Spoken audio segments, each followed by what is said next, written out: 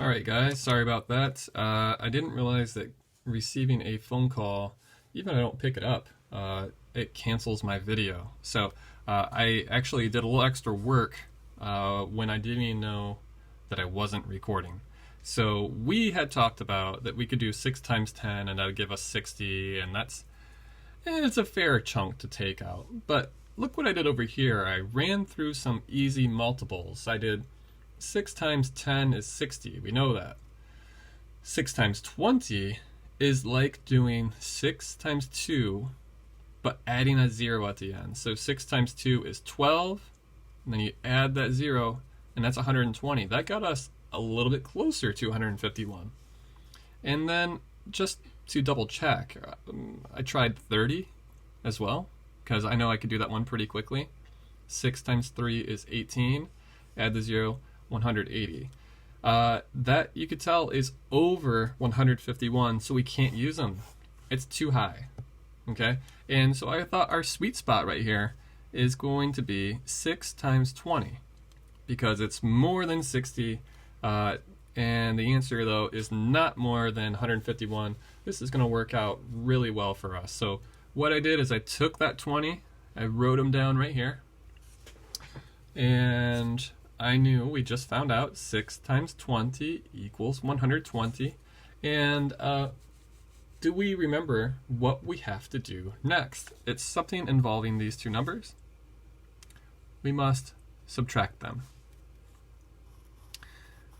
So the good news is a lot of times the subtraction for these two usually is not too difficult. 1 minus 0 is 1. See, that's not too bad. 5 minus 2 is 3. Yeah. And then 1 minus 1 is 0. We don't have to put that 0 there. It'll be imaginary. So here's the number we're left with. And this is way more workable than 151. Now we just need to figure out how many times does 6 go in to 31 without going over. And you might recognize right away that there's not a multiple of 6 that's going to equal 31. However, you might say, is there something that will get us really close?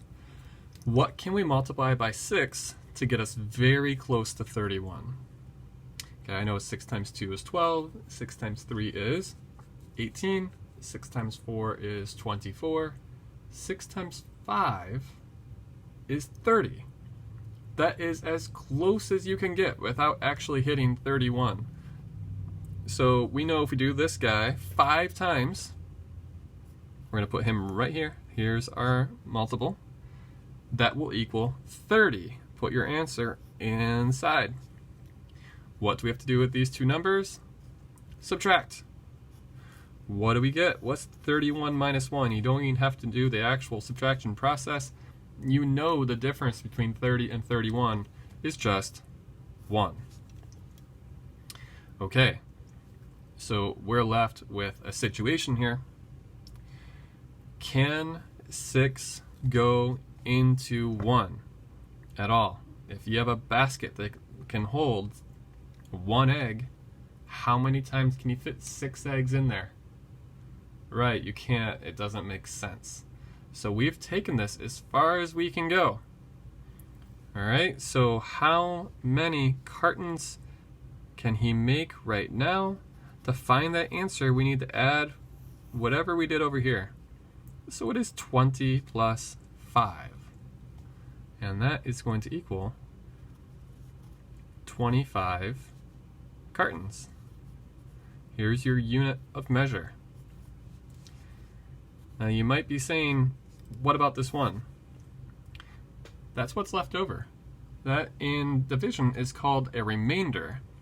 And we're going to be dealing with story problems where they're going to ask you, hey, what do you do with that remainder?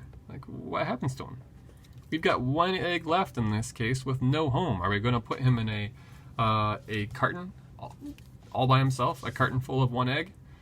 And the good news is they told us exactly what they're going to do with that leftover egg. Reread the last sentence of this problem. If Elbert has any eggs left over, he's going to eat them for breakfast. So let's check it out. How many cartons did he need for the eggs? He needed 25 cartons. And we showed our work. And now look at question number 2. Sorry, I didn't realize I was off the page. I'm a little zoomed in today. I'm sorry about that. Look at question number 2. How many eggs did Elbert eat for breakfast? Okay, I'm not even going to write that down because we talked about it. He said whatever he has left over, he's going to eat on his own. So take a look at our work for number 1, and what did we have left over? And that's what he'll eat. Alright guys, that's Elbert's eggs. Just another continuation of partial quotients. I'm telling you, it's not going away. You're going to see it next section as well, I believe. No, we're going back to converting weight for the next section, but it's the section after that. So keep on working on those partial quotients. That's a huge emphasis for this chapter. Alright guys, as always, questions, comments, concerns, whatever it is, email me or leave a comment, whatever you need to do. Alright, see you guys.